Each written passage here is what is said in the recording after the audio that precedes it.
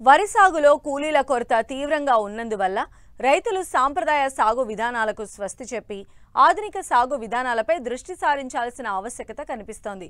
దుక్కి దున్ని విత్తనం వేసే దగ్గర నుండి పంట కోత నూర్పిడి వరకు కేవలం 2-3 మనుషులతో పనులు పూర్తయ్యే విధంగా అధునాతన యంత్ర పరికరాలు రైతులకు అందుబాటులో ఉన్నాయి. సాగు విధానాన్ని మార్చుకుంటే చాలు, ప్రతి రైతు ఈ యంత్రాలను ఉపయోగించుకునే సౌలభ్యం ఉంది. వరిలో యాంత్రీకరణ ఆవశ్యకత, ఉపయోగాల గురించి శ్రీకాకుళం జిల్లా నైరా వ్యవసాయ కళాశాల ప్రొఫెసర్ డాక్టర్ చిన్నమనాయుడు మరిన్ని సలహాలు అందిస్తారు. సంప్రదాయ వరి సాగులో ప్రతి పనికి మానవ వనరుల అవసరం చాలా ఎక్కువ. నారు పోయటం, నారు పీకటం, నాట్లు వేయడం, వరి కోతలు, నూర్పిళ్లు ఇలా ప్రతి పని కూలీలతో ముడిపడి ఉంది. ప్రస్తుతం కూలీల లభ్యత తగ్గిపోయినందువల్ల శాస్త్రవేత్తలు యాంత్రీకరణను పెద్ద ఎత్తున ప్రోత్సహిస్తున్నారు. వరిని నేరుగా పొడి దుక్కిలో వెదబెట్టడం లేదా వెదజల్లే విధానాలను ప్రోత్సహిస్తున్నారు. ఈ విధానంలో నారు నాట్లతో పనిలేదు. పశు సంపద ఉన్న రైతులు గొర్రుతో విత్తనం వెదబెడుతున్నారు. దీన్ని కూడా సులభం చేస్తూ అనేక యంత్ర పరికరాలు అందుబాటులోకి వచ్చాయని, వీటిని ఉపయోగించడం ద్వారా రైతులు సాగులో సమస్యలను సులభంగా అధిగమించవచ్చని సూచిస్తున్నారు శ్రీకాకుళం జిల్లా నైరా వ్యవసాయ కళాశాల ప్రొఫెసర్ డాక్టర్ చిన్నమనాయుడు.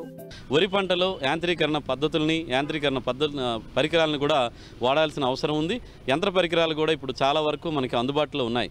మరి వరి పంటలో తీసుకుంటే మనకి కూలీలు ఎక్కువగా అవసరం వచ్చేది నాట్లు వేసే సమయంలోనూ, అలాగే విత్తనాలు వేసే సమయంలోనూ, అలాగే కోత సమయంలోనూ మనకి కూలీలు ఎక్కువగా అవసరం వస్తారు. వీటన్నిటినీ కూడా ఇలాంటి యాజమాన్య పద్ధతులు చేయడానికి ఇప్పుడు యంత్ర పరికరాలు మనకు అందుబాటులో ఉన్నాయి. అందులో ప్రధానంగా తీసుకుంటే పొలం తయారీ కోసం అయితే రోటావేటర్స్ అని ఇప్పుడు అందుబాటులో ఉన్నాయి. రోటావేటర్స్ కనుక వరి పంటలో కనుక వాడుకుంటే పొలం చదును చేయడం జరుగుతుంది. చదునుగా పొలం ఎక్కడైతే ఉంటుందో నీటి యాజమాన్యం కూడా సక్రమంగా చేసుకోవడానికి అవకాశం దొరుకుతుంది.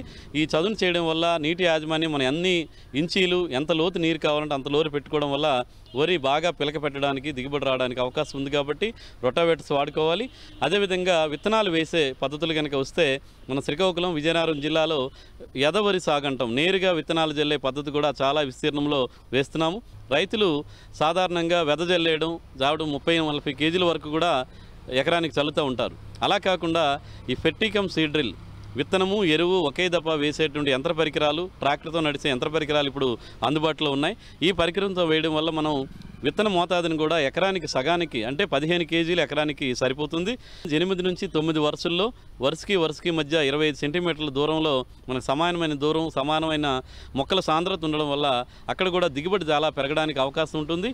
ఒక సీడ్ డ్రిల్ ఉంటే కనుక ఒక రోజుకి 7 నుంచి 8 ఎకరాల వరకు కూడా విత్తుకోవడానికి అవకాశం ఉంటుంది. కాబట్టి వరుసల్లో విత్తడం వల్ల మనకి చీడపీడల సమస్య కూడా తగ్గుతుంది. ఎక్కువ యాంత్రీకరణ పద్ధతిలో ఎదవరి సాగు చేయడానికి కూడా వీలవుతుంది. కాబట్టి ఎదవరి వేసే రైతు సోదరులు ఈ ఫెర్టికమ్ సీడ్ డ్రిల్, దీంతో ఏంటంటే ఎరువు విత్తనం ఒకే దఫా వేయొచ్చు. కాబట్టి మొదటి దశలోనే మనం భాస్వరం అందించడం ద్వారా వేరు వ్యవస్థ బాగా అభివృద్ధి చెంది మొక్కలు బాగా పిలకలు పెట్టడానికి, దిగుబడి పెరగడానికి ఆస్కారం ఉంటుంది. కాబట్టి ఈ పద్ధతులను రైతు సోదరులు అవలంబించాల్సిన అవసరం ఉంది. మెట్ట దుక్కిలో ట్రాక్టర్తో విత్తనం విత్తుకునే డ్రమ్ సీడర్లు కూడా ప్రస్తుతం అందుబాటులో ఉన్నాయి. ఈ విధానంలో కూడా విత్తనాన్ని నేరుగా 8 వరుసల్లో విత్తుకోవచ్చు. వరి విత్తిన 10 రోజుల తర్వాత కలుపు రాకుండా 10 రోజుల వ్యవధితో 2 నుండి 3 సార్లు కోనో వీడర్ లేదా రోటరీ వీడర్ తిప్పడం జరుగుతుంది. దీనివల్ల కలుపు భూమిలో అణగదొక్కబడి కుళ్ళి సేంద్రియ ఎరువుగా మారుతుంది. అయితే ఇది కొంత శ్రమతో కూడిన పని. అయితే ఇప్పుడు యంత్రాలతో పనిచేసే రోటరీ వీడర్లు అందుబాటులోకి వచ్చాయి. వీటిని సమయానుకూలంగా తిప్పడం ద్వారా కలుపు సమస్యను సులభంగా అధిగమించవచ్చు. వరి సాగులో ఈ విధానం రైతుకు ఒక వరం లాంటిది. అయితే కూలీల సమస్య వల్ల దీని ఆచరణ కష్టసాధ్యంగా ఉంది. ఈ నేపథ్యంలో యంత్రశ్రీ విధానాన్ని శాస్త్రవేత్తలు అందుబాటులోకి తెచ్చారు.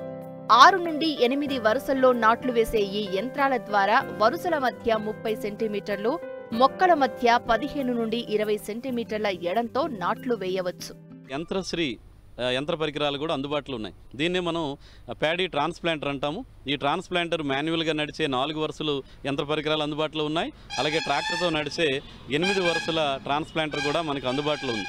దీనిలో వేయడం వల్ల మనకి శ్రీవరి సాగు అంటాం, అంటే దూరంగా నాట్లు వేయడం, వరుసల్లో నాట్లు వేయడం, లేత నారు నాటుకోవడానికి ఈ యంత్రశ్రీ యంత్ర పరికరం మనకు బాగా ఉపయోగపడుతుంది. ఇది కూడా చూసుకుంటే 1 ఎకరా ఇంచుమించు గంటన్నరలో మనం పూర్తి చేసుకోవడానికి అవకాశం ఉంటుంది. కాబట్టి ఎవరైనా పెద్ద రైతులు ఉంటే కనుక వాళ్ళు శ్రీవరి సాగుని యంత్ర పరికరాలు ఉపయోగించి చేసుకుంటే అక్కడ దిగుబడి పెరగడానికి అవకాశం ఉంటుంది. అలాగే చిన్న సన్నకారు రైతులు, అలాగే ఆలస్యంగా నాట్లు వేసేవాళ్ళు, అదేవిధంగా కాలువల కింద కానీ లేదంటే చెరువుల కింద వరి వ్యవసాయం చేసేవాళ్ళు డ్రమ్ సీడర్ అని చెప్పేసి అదొక పరికరం ఉంది. ఆ పరికరం సాయంతో కనుక దమ్ము చేసి చదును చేసిన పొలంలో మండికట్టినట్టు విత్తనాలని ఆ డ్రమ్ సీడర్ పరికరంలో కనుక మనం వేసుకుంటే 8 వరుసల్లో విత్తనాలు వరుసల్లో పడతాయి. ఎకరానికి కూడా చూసుకుంటే 12 కేజీల నుంచి 15 కేజీల విత్తనాలే సరిపోతాయి. కాబట్టి డ్రమ్ సీడర్ పరికరంతో కనుక వరి సాగు చేసుకుంటే అక్కడ సాగు ఖర్చు చాలా వరకు తగ్గిపోతుంది. ఎందుకంటే ఈ డ్రమ్ సీడర్ పద్ధతిలో నారు పోయడం కానీ, నారు పీకడం కానీ, నాట్లు వేయడం అని ఉండదు.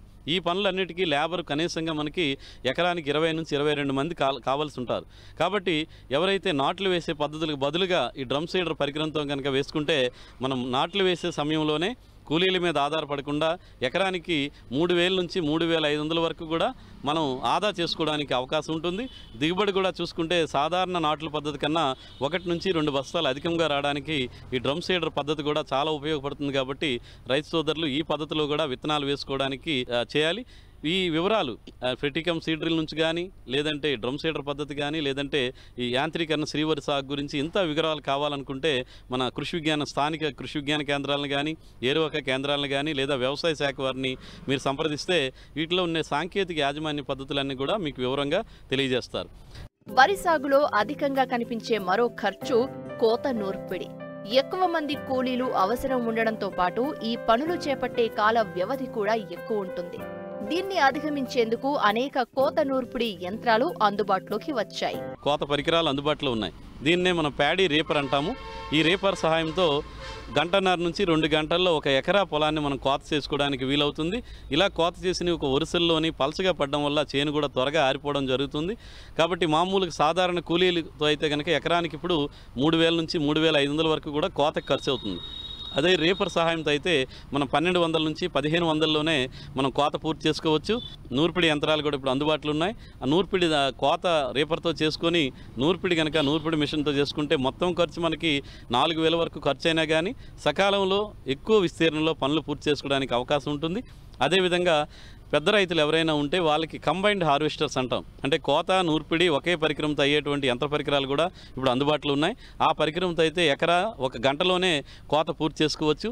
మరి ఇక్కడ వర్షాభావ పరిస్థితులు కానీ, లేదా సైక్లోన్స్ కానీ, అధిక వర్షాలు పడేటువంటి పరిస్థితుల్లో ఈ కంబైన్డ్ హార్వెస్టర్స్ కనుక వాడుకుంటే వాళ్ళు సకాలంలో పనులు పూర్తి చేసుకొని మారుతున్న వాతావరణ పరిస్థితుల్లో ఈ యంత్ర పరికరాలను కూడా సరైన అవగాహనతో కనుక ఉపయోగించగలిగితే వరి వ్యవసాయంలో కూడా సాగు ఖర్చు తగ్గించుకొని దిగుబడి పెంచుకోవడానికి ఈ యంత్ర పరికరాలన్నీ కూడా ఉపయోగపడతాయి.